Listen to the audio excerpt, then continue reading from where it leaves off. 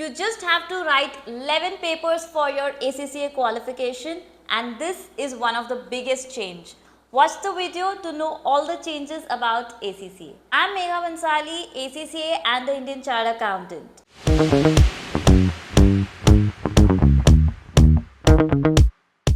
ACCA ने बहुत सारे चेंजेस अनाउंस किए हैं. अब ये चेंजेस क्या है, कैसे अप्लाई होंगे, अगर आप ACCA स्टूडेंट हो तो आपको क्या करना चाहिए, ये सब कुछ हम इस वीडियो में डिस्कस करेंगे. So please stay tune till the end. पहले अपन को 13 पेपर्स लिखने होते, अभी ACCA क्वालिफिकेशन में सिर्फ 11 पेपर्स ही है. अब 3 लेवल है, पहले के जैसे ही. लेवल्स का नाम चेंज हो गया है, सब्जेक्ट्स चेंज हो गए. तो ACCA has made the course more relevant. ACCA का जो टैगलाइन है थिंक अहेड, काफ़ी सही प्रूव किया है उन्होंने इन चेंजेस के साथ. First level is same knowledge level. अब इसमें इन्होंने फाइनेंशियल अकाउंटिंग, मैनेजमेंट अकाउंटिंग पुराने सिस्टम से रखी है. However business technology paper completely eliminate हो गया है. सो जो 13 में से 11 पेपर्स रेड्यूस हुए, एक बिजनेस टेक्नोलॉजी हट गया है. उसकी जगह लॉ जो स्किल लेवल पे था वो अब अपने फाउंडेशन लेवल पे आ चुका है. तो आपके पास 3 पेपर्स है at knowledge level: financial accounting, management accounting and business law. So ये हो गया हमारे फाउंडेशन लेवल. जो सेकेंड लेवल हमारा पहले होता था skill level, is now called your expertise level. तो उन्होंने लेवल का नाम ही चेंज कर दिया है, प्लस पूरा स्ट्रक्चर भी चेंज कर दिया है. पहले 6 पेपर्स होते थे, अभी 5 पेपर हो गए. लॉ ऊपर मूव हो गया है, तो इसमें से इन्होंने 5 पेपर ही रखे. बट ये सारे पेपर्स रिवैम्प हो चुके हैं based on current market need, based on current technology, current trends. So इसी बहुत क्विक है बहुत सारी चेंजेस को अडेप्ट करने में. अगर आप देखो कि टैक्स, FR, ऑडिट सेम है, बट जो फाइनेंशियल मैनेजमेंट और परफॉर्मेंस मैनेजमेंट पेपर है वो काफ़ी चेंज हो चुका है.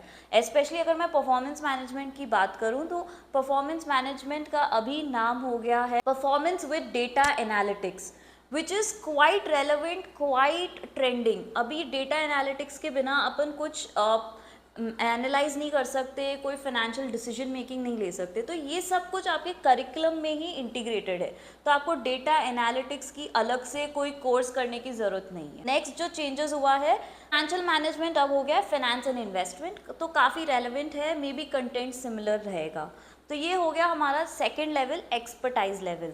Moving on to our third level, professional level, जिसका नाम चेंज कर दिया गया है टू स्ट्रैटेजिक प्रोफेशनल लेवल. तो काफ़ी स्ट्रैटेजिक डिसीजन मेकिंग और ये सारे आपको सिलेबस में एक्सपेक्टेड है changes. What are the syllabus changes that we have to wait for ACCA to announce it.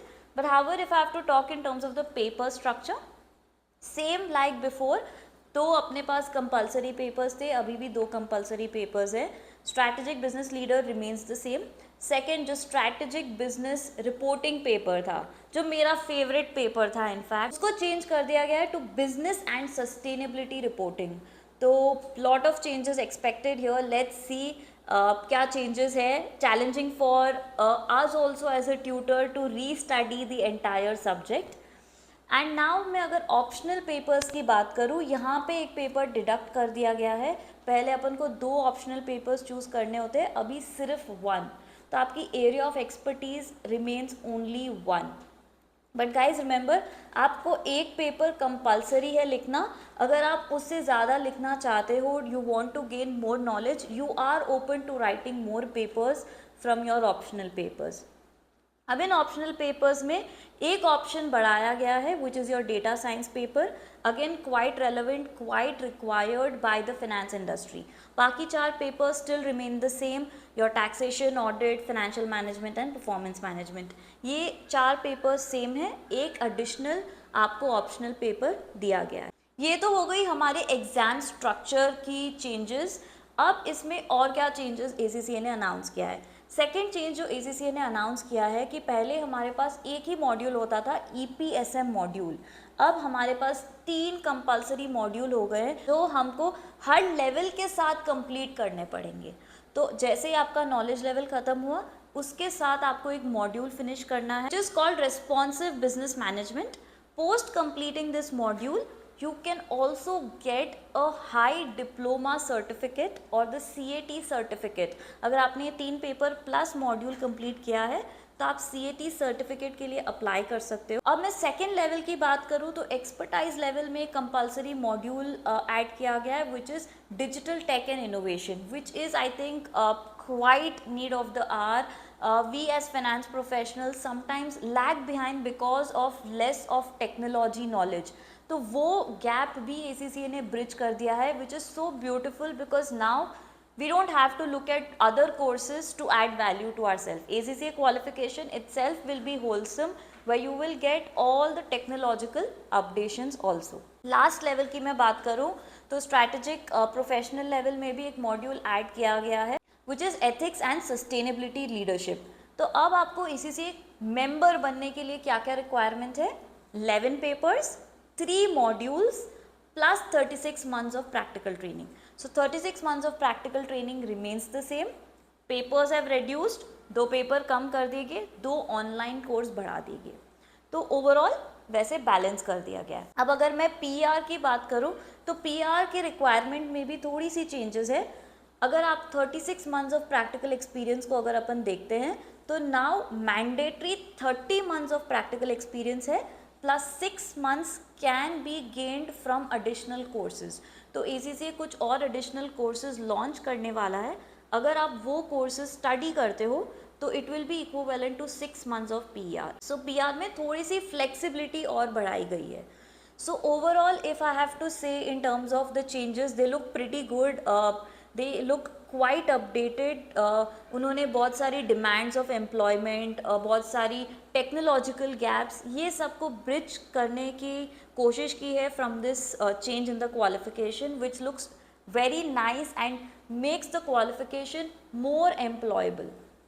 So you are going to be more employable after you do the revised qualification.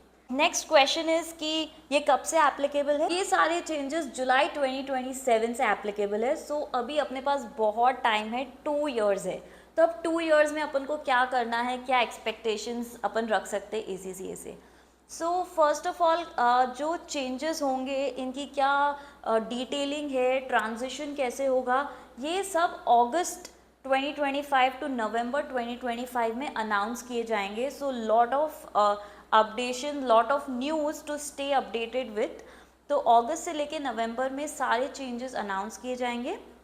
Secondly, नवंबर 2025 में एक webinar रखा जाएगा for students जिसमें सब कुछ detail में explain किया जाएगा फॉर ACCA स्टूडेंट्स. तो ये हो गया हमारा ट्रांजिशन फेज. उसके बाद मार्च 2026 से हम नए सिलेबस, नए स्टडी मटेरियल, नए कंटेंट को एक्सप्लोर कर सकते हैं. This will be out for all of us. So from March 2026 we will know what are the syllabus changes, how things will look in the new qualification. And 2027 से new qualification, new examination pattern will begin. अब आपका ये question होगा, ma'am मैंने तो 3 paper कर लिए, ma'am मैं तो अभी ACCA में हूँ, what should I do, I am stuck in between. So ये बहुत कन्फ्यूजन है स्टूडेंट्स के माइंड में.